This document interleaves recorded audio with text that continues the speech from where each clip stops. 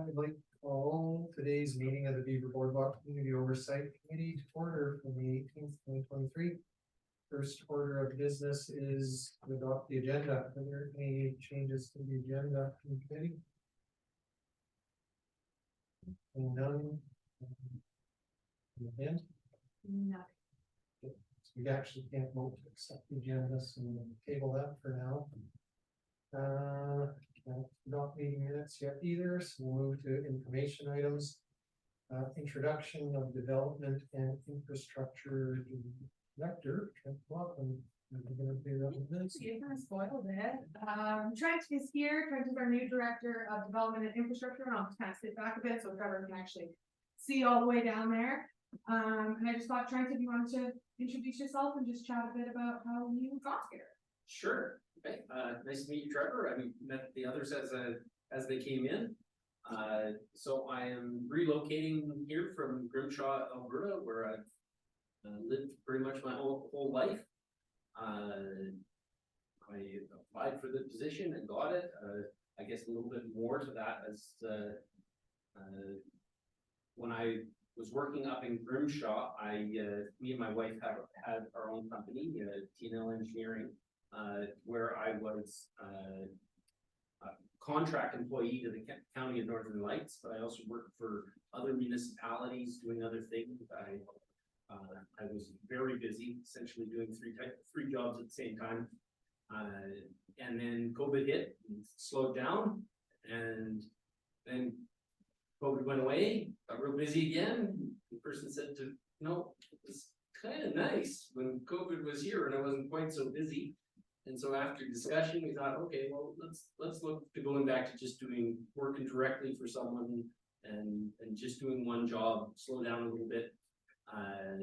And then started talking some more, and I talked about how I was jealous when Jordan moved to the mountains. And literally after I had that conversation with my wife, an hour later, Jordan called me. Not to offer me a job, just actually to talk about a water treatment issue. And he just wanted to bounce it off me, and I ended up asking him if he had managed to fill his positions, and he said he was going to be posting one. So I watched for it, applied, and here I am. We're very happy to have you. Yeah, and it's going good so far. Learning lots. We've got an excellent team here. Thanks, Trent. So for a while, you guys have been asking for an update on the work that happened at Maxwell Lake, the bridge ramp project. So Trent came in on the very tail end of that, but he's been working closely with Ash, who led that project, as well as Victoria, our new, I always forget the engineering tech. Yep. And they worked on that project. So the next item, if that's okay, if we move on to that, was just a brief update, Trent, on just lessons learned, how the project went. So I think obviously I wasn't here for it, and I understand there was lots of controversy leading up to the project. But from the time I started, I think the contractor did good work.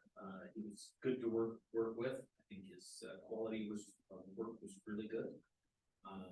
They did have some troubles getting the piles in the ground. They worked through them, managed to resolve them.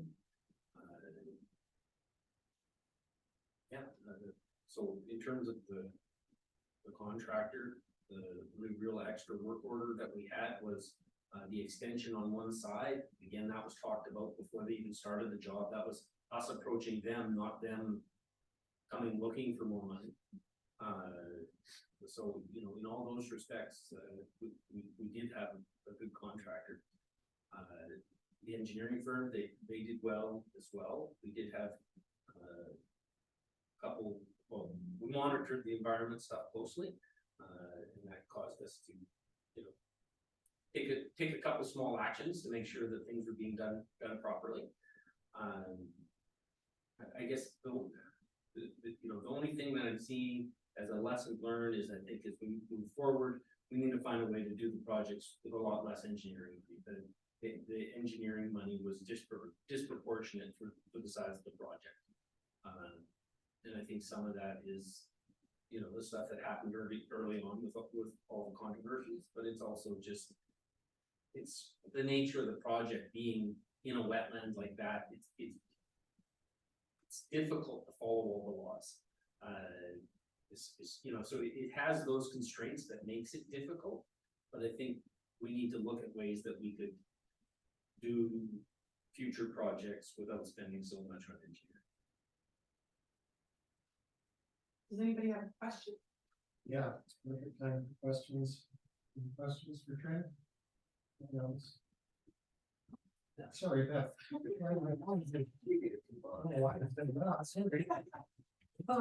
Yeah, Jan had sent a few questions, but I'll just start with one of mine. I thought the boardwalk connecting to the ramps, the ramps to the shore on the north side and south side was supposed to be 1.5 meters, so it's a full 2 meter wide. So I don't really expect you to know the answer, but why, like, how did that get away in terms of specification? If it was 1.5 meters, which it was, then that's a whole lot of wood you wouldn't have to buy, maybe or a little bit more on the south side. So do you? I don't know how that happened. I can tell you that it was built to the engineered design. So that whatever that was, whenever that happened, it was in the engineering design, not in the contractor. Because Oh no, I think it was definitely measured and built to the design. yeah, Except for where we asked the contractor to extend his construction on the south side. yeah, no, I think the contractor like did a good job. They had no problems with the actual quality of the work or any of that. So I guess my question is more maybe what learnings can we take away? Because that was my understanding that it was to be 1.5 meter. And then Jan says, he said something about the radius as well. Before we move on to that, can we let's just stick with the bridge, the boardwalk width. I don't recall that section was designated to be 1.5. Where was that? Where are you getting? Well, hadn't we, this is a while back, we had passed a motion. Remember, everybody wanted the whole thing to be 1.5, and it just, no, it makes no sense from the money part of view, from the experience part of point of view. So if we were to keep it at 1.2, except for, because the to the bridge, that was the old traditional town trail, even before the boardwalk went in. And I think we even said the east side as well to be 1.5. So I'm getting it from a motion that passed quite a while ago. But then we were sort of, you know, a lot of things told to stay out of it too. So, but that's where I'm getting that from. Did you want to speak to it? Yeah, I recall those motions, Beth, but in my mind, I remember them being outside the bridge because as far back as this committee has existed, now that bridge is complete, it will be in the purview, but we always try to keep them separate. So I know that we may have provided feedback to Diana when she was showing us the imaging, but I don't know that we have a motion with respect to the north or south side, excuse me, of the bridge. I can go back and double check the minutes as an administrative takeaway and see what time.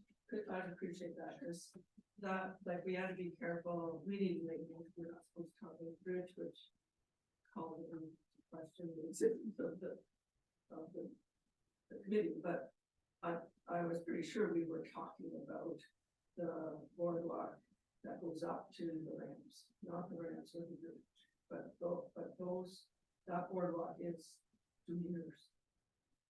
My recollection matches what Ms. Lee said, that the motions that we made about boardwalk widths and everything were in reference to future construction. The bridge design, or the bridge ramps design was already done. It was already, trying to remember the exact timeline. I think it was already ready to be going up for tender when we were having those discussions about the ramp widths. And again, the bridge and the ramps weren't at that point under the pure purview of this committee. They belong to, it's not engineering and development, but planning, infrastructure services. I'm not talking about the bridge or the ramps at all. I'm talking about the piece of boardwalk from the ramp to the north shore and from the ramp toward the south shore. Understood. That's part of the bridge ramp project, though. It was all part and parcel. I'm sorry if that's not what you wanted to hear. If you can, it's all the way back and then council approved the design for that.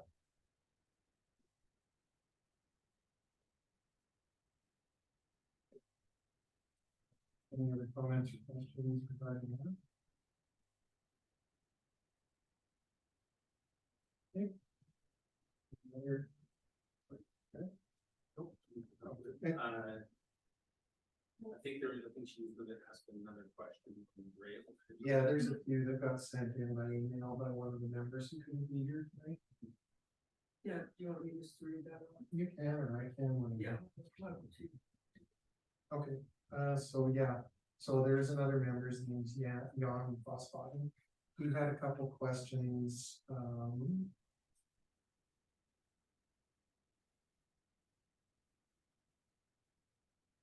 so one of the concerns is about the length of the south ramp and why it stopped where it did rather than continue all the way up to High Land. Yeah. High Drive. So again, that's really before I got here, I'm familiar with it, because I've read the extra work order. So actually originally the project even stopped shorter than that was what was tendered. And my understanding was there was some discussion approached the contractor to extend it, and it was the amount of money available, I understand, is what made the decision on how far to go. And so I wasn't here to know all the conversation went on, but I understand that they went as far as they felt they could go with the money available. So my understanding is that they extended that south side as far as they could with all the money that was available there, that there was nothing left in the budget. It was all used up to extend to the south as far as it could, correct? Yes, and even with the, with the engineering costs, the project will be slightly over budget.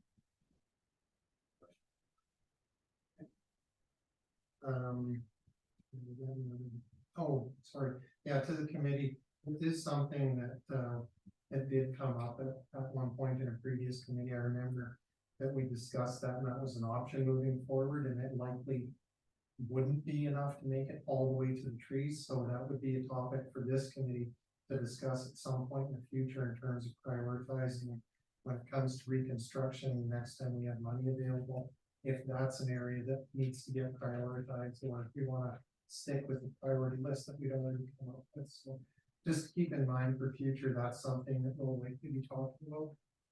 Trevor? Thanks. Is that a section that we could possibly repair without using screw piles? Could we just do stringers on that section? I know, sorry, Yeah, go ahead. I know, how we did that extension and that muddy section on G, and then the extension of the bridge over on the last one. You need to read it right? That little spread bridge, that small bridge. Yes. Yes. We did that without any piles. It's kind of almost floating there, and if there is ever an issue, it's kind of lifted out. So it's really, it's something we can look into maybe for next year, or if we're sitting pretty at near the end of this, good lead this year. So it is feasible then that section Well, is yeah. just put on sleepers. And you may There's a good recall. gravel piece there. That's what I was gonna say, you may recall that our approval from AEP does currently allow for us to build boardwalk on top of gravel that's already existing, as we've done in some other spaces, and we've done that with the sleepers.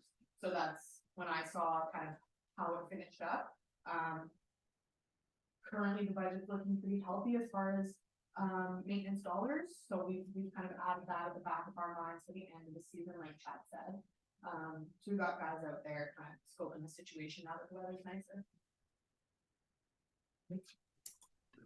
Thank you. Anything else regarding that, South Section Boardwalk then? Okay. Next question Jan had. He was wanting to know if gravel was imported or used, or, what role gravel played in the, bridge ramp reconstruction. To my knowledge, there was no new gravel brought.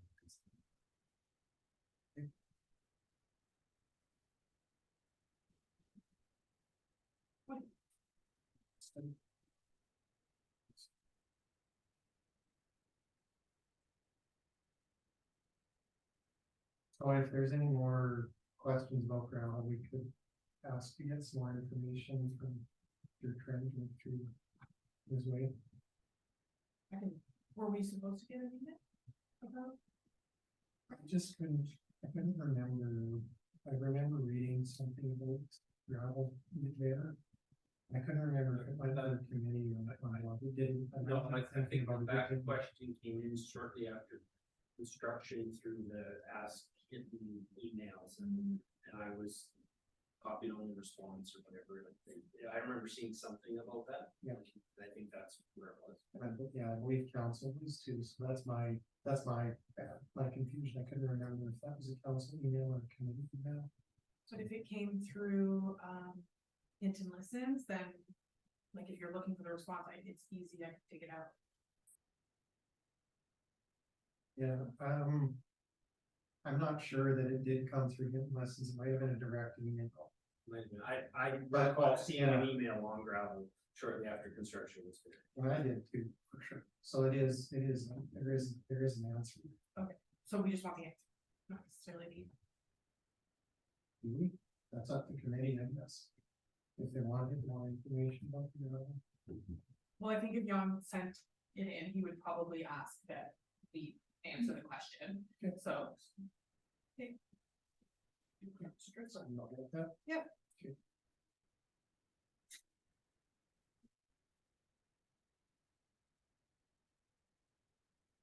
Okay. Okay, so we'll get some more information on the gravel. Next question that Jan had was about the railings. When he was at the open house, he was under the understanding that there weren't going to be any railings on the ramp part of the structure. And he was wondering if he could get some clarification on that. I think there was an email on that as well. I think it was part of the scheme. Did you want to speak to it? Can you speak to it at all? Well, trying to remember the answer from the email was, I believe that was, they said it was mistaken that they would try to, what the person said they remember hearing at the meeting and what was actually said at the meeting were two different things, and that there was always a railing envisioned in that section, and that it was required by Alberta building code as soon as you wrote to a certain code. That's not my recollection of the email, my recollection of the conversation at the open house, because I asked that same question too. And the response I got was that there had to be railings in some places, but they were going to do everything they could to minimize it. So originally on the design, the railings went all the way from the ramp all the way down to the bottom of the ramp. They backed them back as far as they could to the point where it meets the requirement for building code to have railings. That's why they're partway at the ramp and part not. That's, I forget what the height is, but yeah, 3 or 4 feet, something like that. Anyway, so that's why the railings start there. And then on the north side, on the west side of the boardwalk, there is no railing, because I actually thought it was a pretty creative solution. They took the ramp And they made the landing so that it was dropped down below part of the ramp. So the distance from the ramp to the landing was less than the minimum height, and the distance from the ramp, or from the landing to the wetland was less than the minimum height, so it didn't require any railing there. I thought that was pretty creative, actually, and a good workaround to get rid of the railing on that section. And then, of course, the south side's the same, part of the ramp down to where it hits that minimum height requirement, and then there's no more railing. We can get more clarification on that too.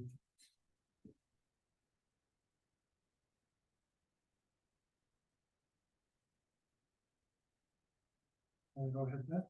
I don't think we're finished with Yon's. Yeah, I was just looking to see, Yeah. is the ramp or is the railing question pretty long? I just want to make sure we got everything. Go further apart, yeah. Yeah, the spacing on them. We can get more info on that. I'm sure that's a code thing too. Though. Spacing on. Spacing on the slats. Yeah, the slats, the vertical. Oh, other ramp. The pieces of the railing.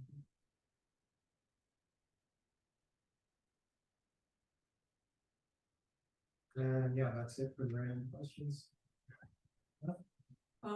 Yeah, I'm sure this was done, because I think that the contractors were doing a good job, but they did, there was creosote under, and that was removed, I'm assuming. That old creosote under the bridge. Yes, whatever they saw got removed.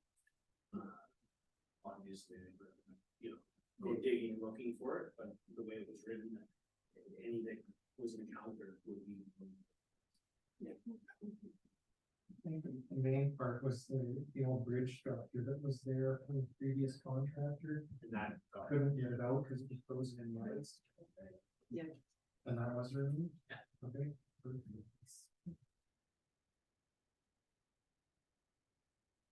Okay. Any other questions? Comments?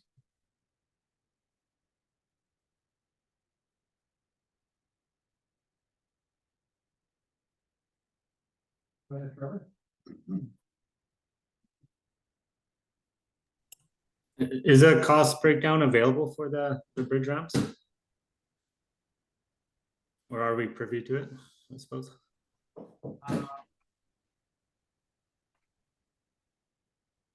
Suppose if there was, a certain thing you were wanting to know, typically, when a contractor submits a tender, the total dollar value for a contract is public information. But his individual bid prices, on any particular item is not public information. So I mean, I wouldn't send you a complete copy of his bid prices because that isn't public information. But if there was a specific aspect you were interested in, like, that it was multiple bid items added together or something, like, then I would be fine sharing that so long as it doesn't reveal his individual bid prices, if that makes sense. Yeah, and I understand that. I was just asking if like a completed construction final cost. Oh, I see. Yeah, you mean for the total value spent on the entire project? Yeah, Yeah. Yes, we could aim through Heather. I could aim to get that too, because a breakdown of this was the total contracting cost and this was the total engineering cost. Absolutely, that would be public information. Thank you.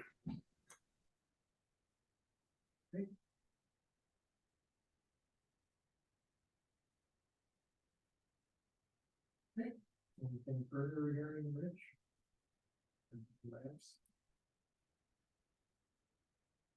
I'll share something if nobody else does. I have been out a few times since the ramps were completed. The feedback that I've gotten from chatting with users is that they are quite happy that it's done. They're happy that there's ramps there, that we don't have to deal with the stairs anymore. And I've seen quite a few people walking back and forth on it, using it. And I appreciate the width's a little bit wider than what the committee was hoping for maximum width, but I actually did get people telling me that they like the wider boardwalk in the sense that it's more comfortable for two people to be able to walk side by side to talk, and they feel that, is it 1.2, the standard width? What's there right now is 1.2, and then we talked about some sections being 1.5. Yeah, the previous width was 1.2 though, right? Yeah, and the comments that particular group gave me is that 1.2 isn't comfortable. It's physically possible to walk side by side, but it's not comfortable. So they find it's challenging to have a conversation, which, I mean, that's an aside from the purpose of the boardwalk, but it is something that people noticed and commented. Other than that, I don't really have input. The feedback I've received is in line with that as well, in that the boardwalk is designed to be a place where people kind of unwind and connect with nature, but if you go with a friend, I spend half the time trying to talk and the other half trying to balance, right? And my brain is not observing the things, right, in nature. So I had a good conversation with somebody out there about a week ago regarding that, and it was just interesting to kind of get that perspective on it. But I've also heard some people saying, you know, it's too wide, so. Yeah, I don't disagree. Yeah. 2 meters is pretty wide. No, I think the 1.5 is probably a pretty good compromise. But not for the rest of the world. No, we already made the decisions and gave the recommendations for that, so that's already. Yeah.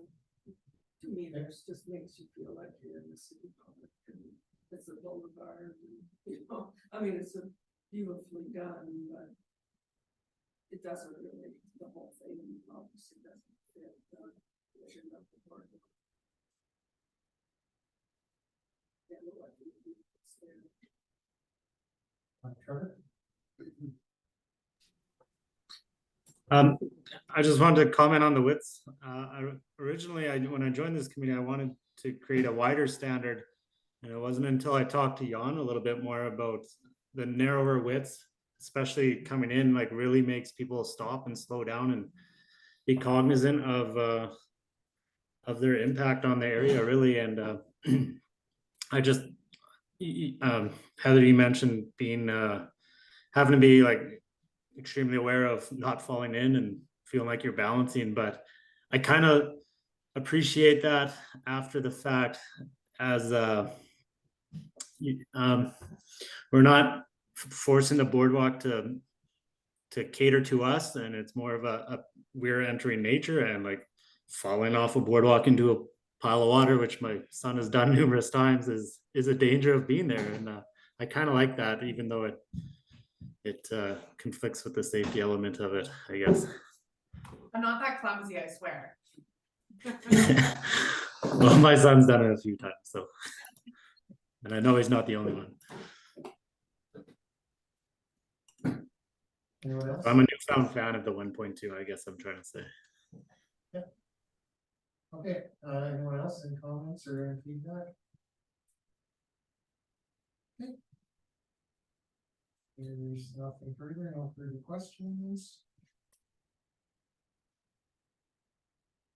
And we can move on to AP conservation area presentation and scheduling. So we did talk last meeting about having a discussion with ADP around what are the steps to having an area, any area, but particularly the boardwalk potentially as a conservation area or an environmental reserve, things like that. They are willing to come, they just cannot do that until after the election. So that's where we're at, which is giving me flashbacks to the last Bevo, and we had the same thing, there was an election and we had to wait. So as soon as those ballots are cast and everything's settled, we'll give them a call back. Anyone have any questions on that? I'm not pretty quick. Yeah. Okay. There's, I didn't have to show you waiting or anything.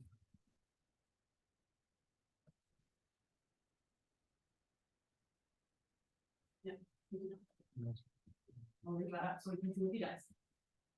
Okay. We can move on to 3.4, 2023 boardwalk area operating maintenance cost reclamation. Trevor, do you have that in front of you or do you want me to share it on the screen? I've got it in front of me. Anybody need me to share it? Okay. So let me. Chad and I are splitting this one. I'll let you lead the way, Chad. So. There's a few items that we got to check off already. We got the hazard tree, it was that, that, like, it was that one mean over. It was gonna come down eventually on its own, and we helped it out just last week. So it's out of the way. We're gonna install the one sign on it as like memorial.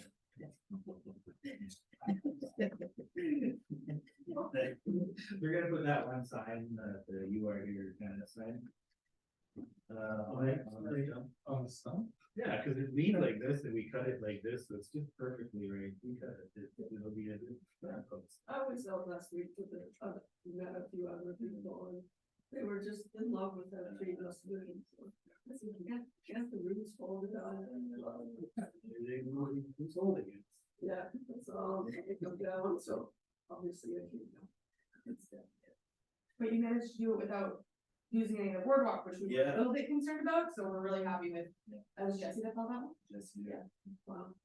He dropped it, and then he did a step cut. And Nice. Like swung it.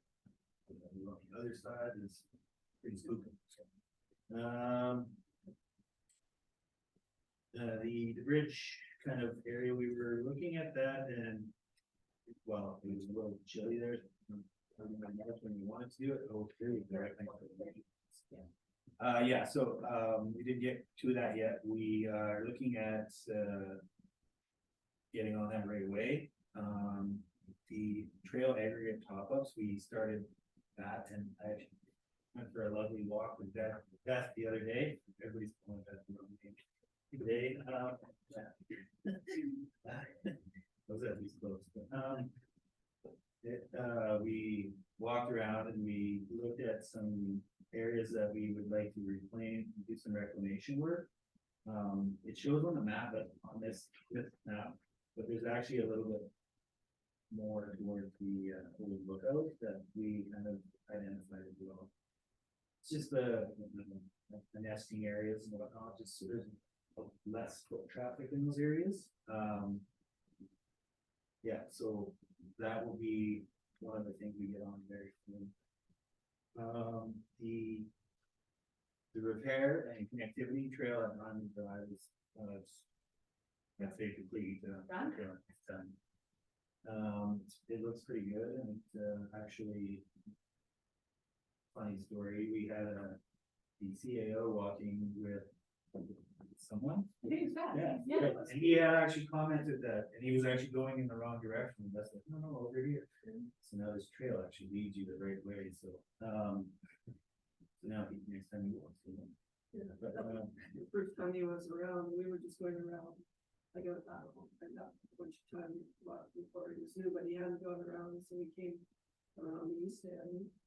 And he just started walking toward Reimer Drive, and I said, "Cool, no, it keeps going around the lake." And he just, so then he followed and got onto the trail. So yeah, now there's a nice trail. It's a old simple fix to do that one, and yeah, it's done.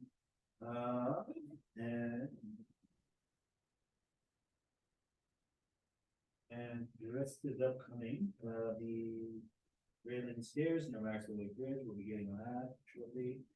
I have some employees that are returning. Ernesto. He's looking forward to doing that job actually.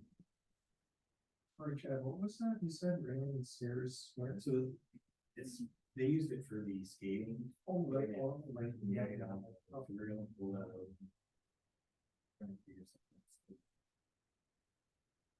Kind of like, I don't know if we're gonna put stairs in there.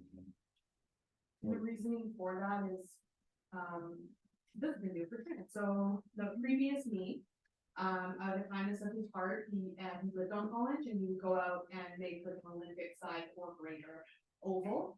He was Dutch, so he loved ski skating. And so he would clear it himself, but it's not something that the town has ever done. So he did that on his own, so the stairs were there so that people could access the skating. Right. So now we're reevaluating. Should we just put new stairs in, is that encouraging people to go down in there, are we asking them to go out on the ice when we don't have programming out there, so we're evaluating that. But it's a relatively simple fix, so that's just kind of what happened.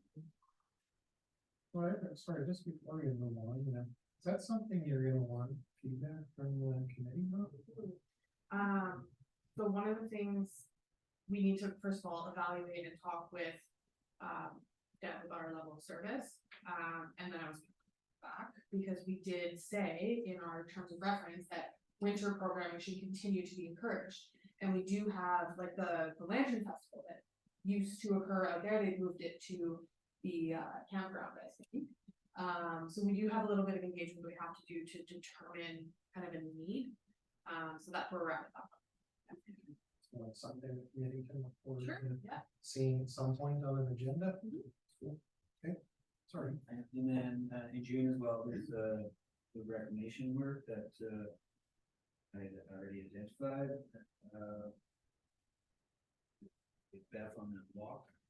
She kind of like pointed out these areas that like too many people are walking.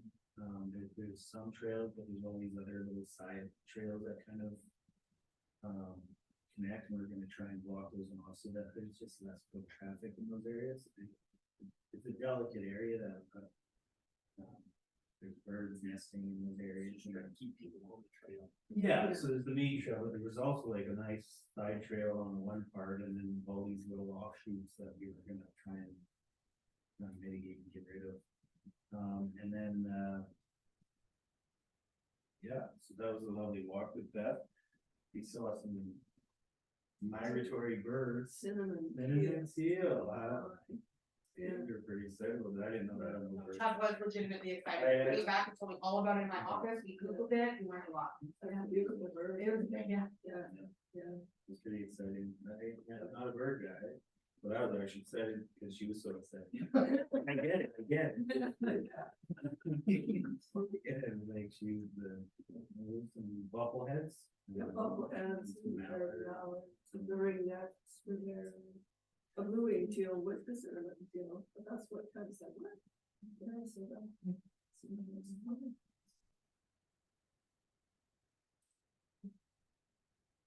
We don't see them. And then, we'll be doing some of the typical straightening and leveling on sections that are G. In, section P, we're gonna be lowering a couple parts as well as section C. We were talking of it, but that is identified as one of the areas that we are kind of, fix, there's ever money to fix stuff with. And yeah, So we are in the winter gonna pull those boulders off to kind of preserve the reclamation. So once it's frozen again, we'll bring boulders over in the winter and place them strategically to help ensure people, like, kind of just deter them from walking there. So that'll happen this winter. I did attend the volunteer fair. Yeah, I think yours is a festival, but that's not right. Volunteer fair. Thank you so much to Kevin for attending with us, to try and get volunteers for a thistle pull. We got like 3 outside of the committee, so a few, but we are going to do another call out in July, because we're planning to do the thistle pull in August. So in July, communications will send something out asking for more people, and we'll have information around, like, potentially we can provide some gloves or equipment, and Chad will definitely be there with bags, and so we'll put that together and roll that out so that there's some help for it. Turn it into a competition instead of a fishing derby. What way how much thistle you picked and have a prize. I love that. That's actually genius. I'm writing that down. That's right up Rex alley. I love everything about that. Thistle competition. There's never been something so awesome. this is Was there a date set for that yet? Or is that, It's August. We haven't picked the specific day yet. Yeah. yeah, like as you know, you gotta try and get it. There's that time where this is where we pull it, right? Right for the sea and. And then I just wanted to speak a little bit on the signage. So we know, and we have known for a while that the signage out there, we've got people that get lost. We've mitigated that a little bit with the "You Are Here" signs, with what we could do at the time. So as part of the trail connectivity plan that was presented to council, included in that phase 1, which is occurring this summer, is a signage plan, and erection of those signs within the Maxwell Lake area and Beaver Boardwalk Trail network. So I've done a little bit of research around designs and, you know, how far they should be, which kind of offshoots off of the main trails, where you assign those. But I thought I would, what was that the next question? I don't know if because that'll be it. What is it? Yeah, actually. That's an action item. So I'll just speak to it because we can't make the action item, but it is listed in here that I was wondering if the committee wanted to create a subcommittee to handle, to provide recommendations around signage, or if you guys wanted Chad and I to just go ahead with it. But without everybody here. I'm not sure what we want to do.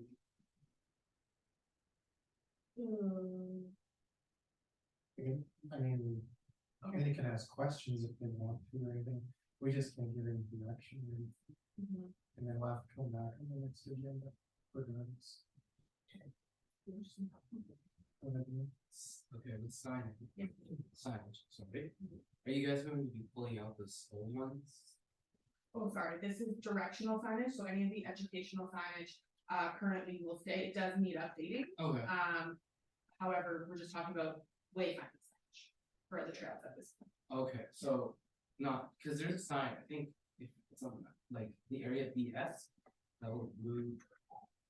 Yeah, sorry, you can't. Yes, section L, BS. Cause there's like this area where you sit and there's a signage for what birds you should see. Did the town erect that other sign on top of it? Okay, I'm just questioning about that one. So one that, actually, I think Dallas need, that's one. Oh yeah, it had that special logo thing. Okay. Yeah, I was Oh, questioning. right here. yeah. Okay. There's one there, and I think there's one over in that end section, and then. Go to the tree, so we have a third one to go, right, that whole, intersection. I don't wonder, but like, cause that area is like, you know, bench, Mhm. you got the sign on the bottom, and then you got this giant one, it's poking, it's square, and it's like. Out of Yeah, it's kind of blocking the area, I mean, the sign's great and all, it's just, it's not, if it's in the way of like people just. You know, it's a giant, it's pretty empty, and so people like to, yeah, people like to go look around and you see this giant square sign in front, so I was like, oh. Fair enough. Those ones were temporary, right, for until this Yeah. signage. Yeah. Oh. Maybe something look at when we get this new sign, Helio going.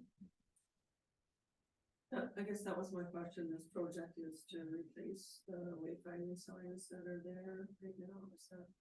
Correct. Yeah. Which are limited as far as the wayfinding signs that are there. So it's taking a look at what's there, the temporary ones we put in, and identifying locations or design, for where we want to put them.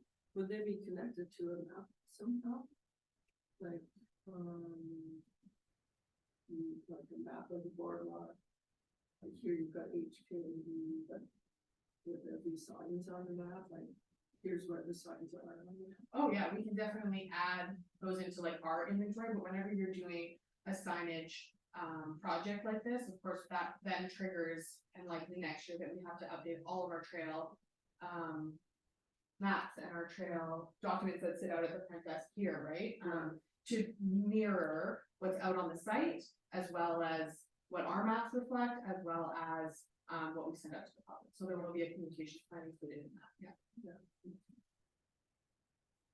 So yeah, I just wanted to put it to the group today for you guys to chew on. I guess I'll bring it back in June to see if you guys want to be the ones to kind of go out and provide recommendations on where the signs are. I know John's pretty passionate about that, as he's run into a couple of lost people out there.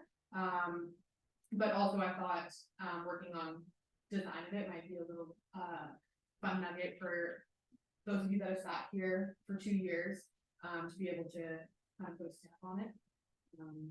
Yeah, but I'll bring that one back since we don't have a farm. That conversation reminded me that, our project put up a little sign saying how much money we got from the grant. That only has to stay up till we receive all the money from the grant, and then you can take it down if you don't want it there any longer. But, so, you know, by probably August, September timeline, if it went down, that's not a big deal, but, that's why that's there. Okay. It was required of the grant.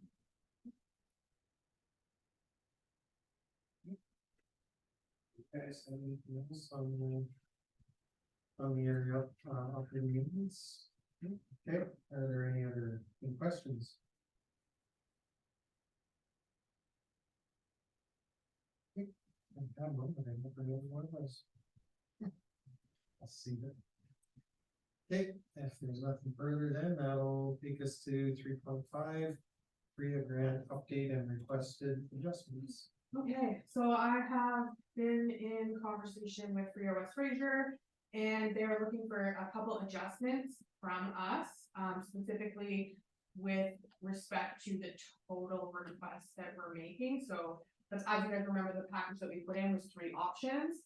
I now have to have that edited to reflect the $2.4 million option, and that any funds received would be, we try to stack them with other grants, which is our plan anyway. And the other item is around the cost that's projected within the document that we submitted around lumber costs. So it's likely that West Fraser may help us out with wood costs. So they want that kind of brought down and reflected in the third version of what's being submitted. So it's all positive, things are moving. They know that we're past our construction window for this year and are aware that it, of course, needs to be under winter conditions. And I did have a good chat with Trent recently around how we can work on getting the tender ready. So that's the update that we have right now. Question? I just wanna get the process clarified, so you're still working with West Fraser, because you need a sponsor. Oh, correct, yes. You need the sponsor to apply to the FRIA, so you haven't applied to FRIA yet, you're still working with the West Fraser folks to get it ready. Nope, so it went up to FRIA via West Fraser. They gave feedback to West Fraser, Okay. and then West Fraser comes to me and goes, tweak this a little bit, So, right? And then we kind of negotiate back and forth about it. It's how it's working right now. okay. Interesting. Any other questions? Well, I have one. Anybody else does? Do we have any idea of the timeline? Like I said, a timeline for construction. Like when we know if, you know, if it's gonna happen, when, if we can make it fall in with design and construction and all those things that need to happen. I did share with them our construction timeline. They have not given me a date for when an approval or a potential check would be in our hands. But they are aware of the construction. Feasible to hope that construction might happen in 23, 24. I think so. I think so. Trent thinks we're a little late, but I think we'll be fine. Let's try that under the gun. Yeah. That's Hender's operation. Yeah, but he's gonna help me with it, so I'm not gonna just lob it over to Trent and make him suffer for it, so. Over 15th. Hey, we got everybody. Yeah. Oh, yeah. Okay, any other questions then regarding the FRIA grant update? Okay, seeing none, on to discussion items 4.1. Yeah, I covered that, eh? Yeah. Volunteer fair and physical, anything else you wanted to throw in for that?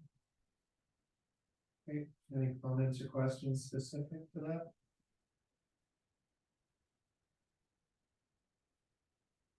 Okay, nothing from committees, so we'll move on to AEP conservation. Oh, it is so. Yeah. I never even noticed that either. Okay, we already covered that. Okay, action items, signage we already covered. So we'll move on to round table. Trevor, do you want to start? Sure. I just wanted to say I really enjoy the bridge and the new ramps. It's great to utilize them and yeah, I'm happy to see summer coming.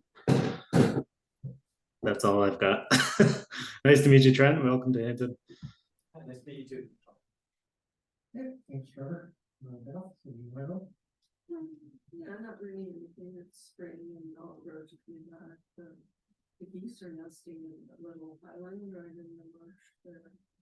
So I think the male's protecting the little boardwalk going to the younger classroom. Okay. But I've seen people like come up to the T-junction there and watch there'll be both of them, the geese will be on that piece of boardwalk and then they go the other way to people. So I think people kind of think it's one meat that the birds are so close, but they seem so far smart enough to not approach them. Because the male would be pretty defensive, I think. So, but anyway, so it's kind of neat to see it back again. Actually, I had a question. What the geese I saw them do and that comments from them. People think they're pretty cool. Where are they nesting at? If you, you walk from the Sutherland entrance on the little T, and then you go to either you have to go around to the around the Beaver Dam, or you go straight toward the outdoor classroom. So I can come and show you. It's just to the, I guess, to the north side, like to the Maxwell Lake side of that part of the boardwalk. There's a little green, small, a little sort of all in the marsh. There's some small patch of trees. And they're right in there. Here. Yeah, so you zoom in down here. Yeah, right here is often like he's defending this part now. Here's the classroom. There's a little patch of green right about here. Right around why? Right around wide, yeah. And that's where they're nesting. Yeah. I often see them on that closed section. I think it's AA, the closed section. I know, Yeah. I know it's closed. Yeah. Yeah, So I guess my question that, not coming out of that, yeah, in the future, when all this is rebuilt and reopened and everything, they build nesting platforms for Canada geese to nest on, correct? yeah, you can, That's the yeah. thing. yeah. So I don't know if that's something that this committee wants to discuss, if maybe that's something they wanna do to encourage the geese to be there. I'm just worried once everything's reopened and everything might not be so comfortable.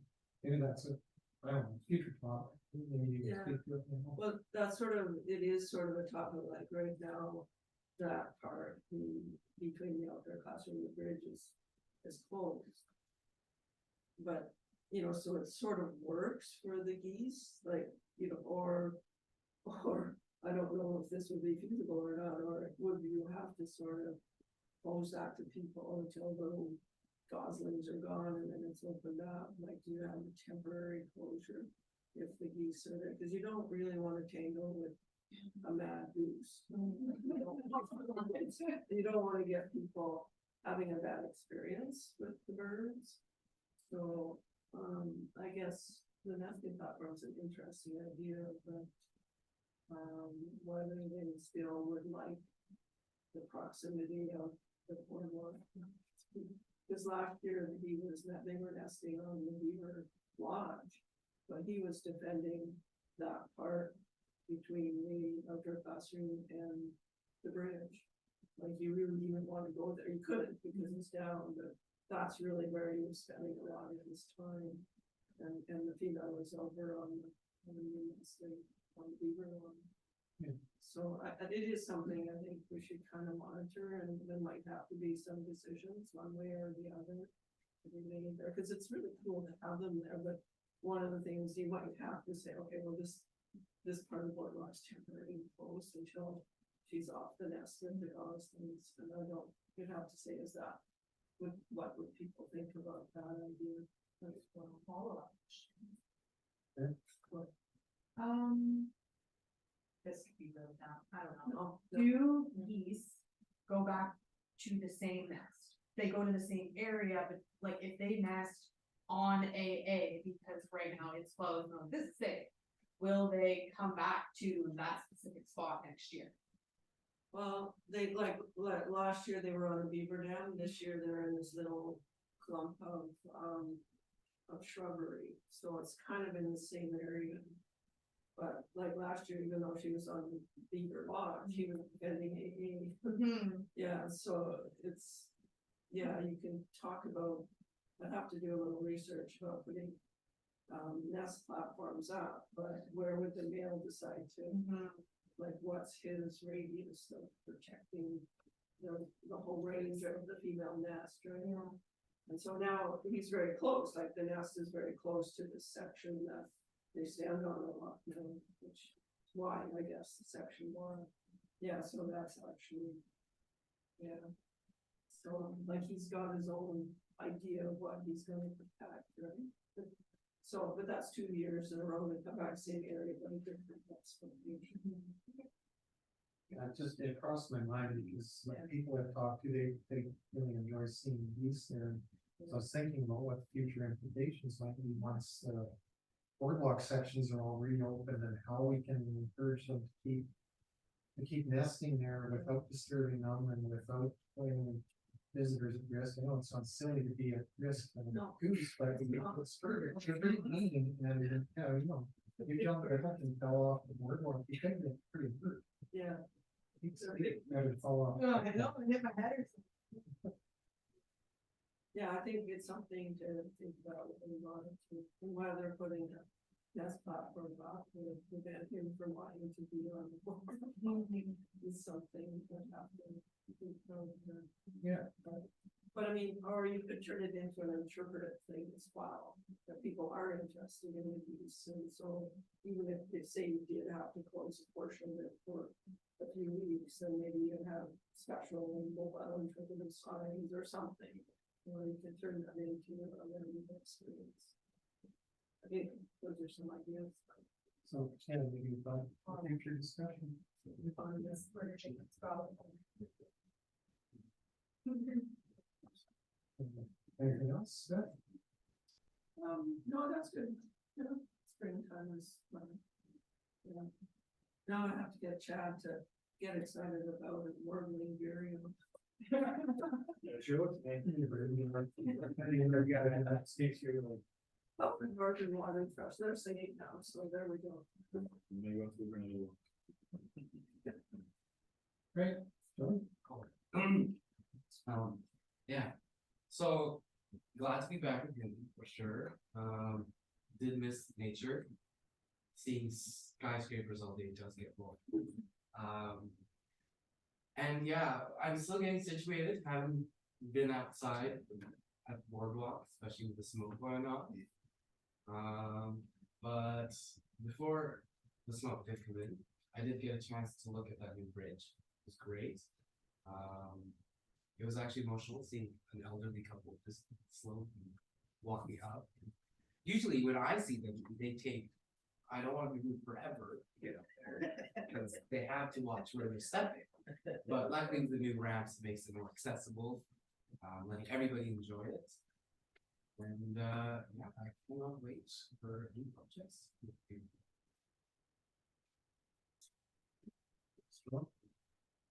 For myself, just one thing to add, I already spoke to the bridge ramps. Just one of the comments that I forgot to mention. Some of the people that I talked to, they commented specifically on how stable that new section feels compared to some of the other sections. It's like they said, it's like a rock. There's the other stuff you walk on it, you can feel it moving around. Not saying that's either good or bad, just a comment that they appreciated the stability and fall off. And that's it. Trent, do you have anything you want to? Thanks for welcome. Awesome. Good. Heather? Nothing further.